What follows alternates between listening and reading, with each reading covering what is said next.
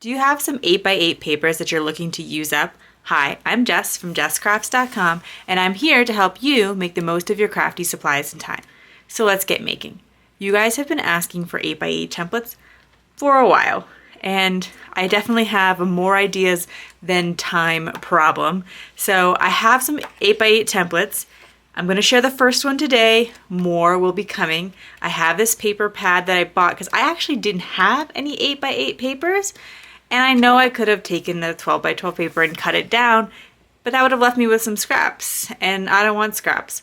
And also, it was an excuse to buy more paper, and I love paper, so I did it. Okay, so this pattern paper pad has a lot of directional patterns in it, and that's fine. Sometimes templates can be a bit more challenging. This template, I made one that works with directional pattern paper, like there's a clear top and bottom, and then another one that works with a non-directional pattern paper. And it gives you a horizontal and a vertical sketch. So I'm probably going to want to pick two papers today because I'm going to want to mix up the patterns, and these are single-sided papers. And I'm going to want to show you both sketches. So that means I probably have to pick two pieces of non-directional pattern paper, which in the case of this paper, I think is the snowflakes and the plaid. And that's it, because the rest of the papers have these really adorable owls on them, which I love, but it means that, well, there's actually only two other patterns of paper. So I can't use those two. And then the other two designs of the 6 are these 4x4 squares, which I'll have to figure out something to do with. And then these sentiments.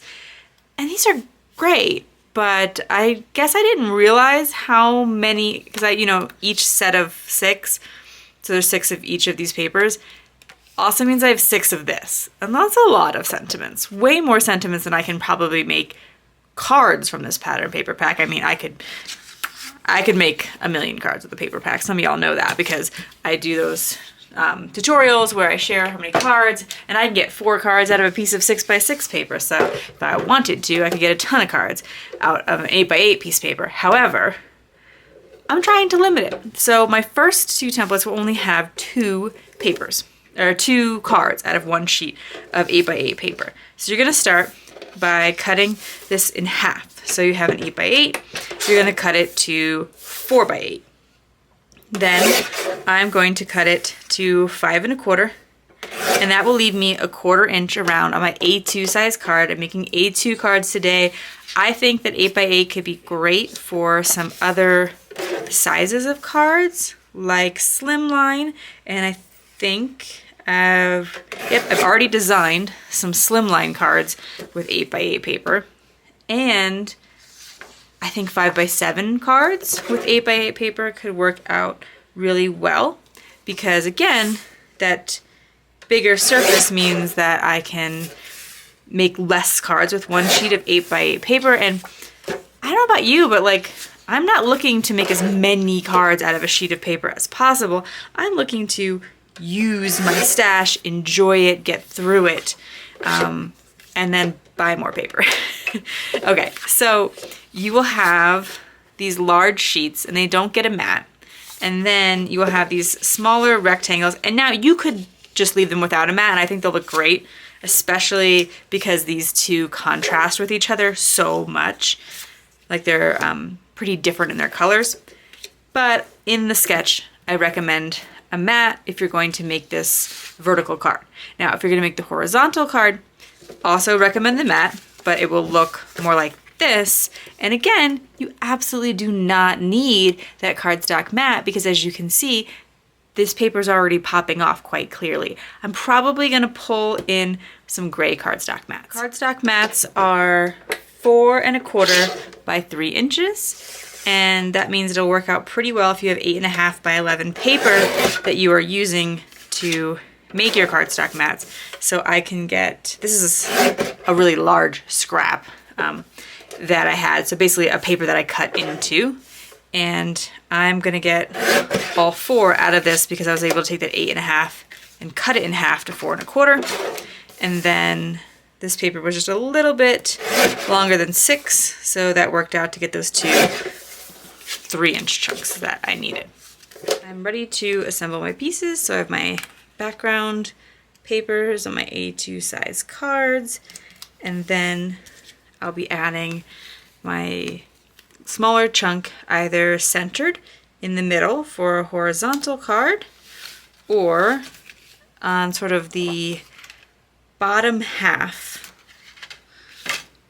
for my vertical card. So if I place this down, now I'm not really in love with the fact that this is white on white here. It would have been nice to put a layer, and I could squeeze an 1/8 inch layer, but I'm not very good with 1/8 inch layers. I find that everything, like, that's just too tight of a space for me to then add another layer. Some people pull it off beautifully, but I cannot. And at the risk of sounding like I don't know, like I don't pay attention when I'm buying things, I don't think I even realized that this was so much a winter collection as it is. I just saw the owls and the color scheme with the gray and the yellow, and I thought it was pretty. Then when it arrived and I started flipping through it, and I was like, oh, this is like pretty much exclusively winter paper because the owls have the little scarves on them. And I mean, that could be fall too, but then there's a snowflake paper. So, but that's fine because it's July and we can be kind of doing like a Christmas in July thing. Although I'm going to explicitly make sure not to make these Christmas cards just because, as I've mentioned before, Christmas cards tend to be a little less useful to organizations that collect cards for donating, and I donate a lot of my cards. You can go, there's a link in the video description where you can check out how to donate your cards as well.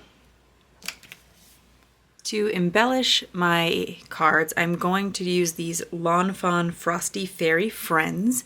I love Lawn Fawn, especially for beginning colorists, because they're actually really easy to color in terms of they have thick lines. There's not a lot of room for anything, so like any little bit of skin or hair is actually quite small, so you don't even have to have a bunch of markers to blend. I'm going to use a little BV underneath my skin tone here just because it's supposed to be a bit more realistic. I don't think I notice it so much on these little things, like the little skin of the Lawn Fawn characters or some other characters. I think it matters more when you're doing much larger characters and images. And then I'm going to use a 3-color blend. Again, I think you could probably get away with even 2 colors because the areas, especially like here, the arms and the feet, are quite small. I always think with this particular set, there are the arms and the legs sticking out. I never know if I'm supposed to be coloring them as having clothes on, like their arms, because there's no sleeve end. So even though they're fairy frosty friends, so they're like wintertime images with the earmuffs and the scarves and all that, they have these little bare arms, and maybe I should be adding little like long sleeves to them or something, but it just doesn't look like that's what it is on the image. So I always wind up coloring them with those little tiny dresses on, and it kind of like, it looks a little chilly for winter. When I color fairies, I really like to choose a very light color for the wings because it gives them the look of being kind of transparent and delicate. I'm not going to color the entire image here with you today, but you can see some examples of fairies that I've colored. For this fairy, I am going to give her a black skin tone, so I have chosen the E292523, and then when I color her hair, I'm going to make sure her hair has a bit of a curly texture, so I'm actually going to color outside the lines of the bun on top of her head and to make it look a bit more like an afro puff, and so that will be more consistent with her skin tone, and it will provide some representation. As many of you know, and I think I already mentioned in this video, I donate my cards, and so I want my cards to be as representative of the people who might be receiving them as possible, particularly kids. I feel like it's really important that they see in the world around them themselves reflected, and I know this is kind of a silly thing, like I think it's way more important for them to see characters in books and like when you see like posters on the wall, you want to see that your race is being represented as a doctor, teacher, lawyer, etc. But you know, this is the little way that I contribute because this is the thing that I do and feel passionate about. So I will make sure that I go outside of the lines of her bun, and I'll actually show you real briefly here, and make her hair curly just by adding some little loops. And this will of course mean that the dye will no longer work. So if you had the coordinating dyes, which I don't, you wouldn't be able to use the dye anymore because then I've added some curls to her hair. But I'll just fussy cut these out because, like I said, I don't even own the dyes anyway, so it's not a big deal whether I go inside or outside the lines. And if you choose a really dark color, I have the W10 here, it will blend right in with that stamped line and you won't even notice that I've colored outside the lines. I'm now ready to finish off my cards by taking one of the sentiments from all of those sentiment strips. I cut apart them and picked the ones that were just very general, so they would create great winter cards that could be used all season, and then add a little fairy to each one of them as well. I've put a little bit of fake foam tape on the back of these, and all that is some extra thick pieces of cardstock, and I glued 2 thick pieces of cardstock together. They're little scraps, and then place it on the back. So it gives it just a tiny bit of dimension and it's pretty stable. They don't get like warped too much in the mail. I like a really thin amount of dimension. The more dimension, the more everything kind of squishes down. If you found this video inspiring, here's another video where you can find more ideas for enjoying your crafty time and supplies. Let me know you like this video with a share to your crafty community, subscribe and click the bell so you don't miss the next template or tutorial, and check the video description for product links. See you in the next video!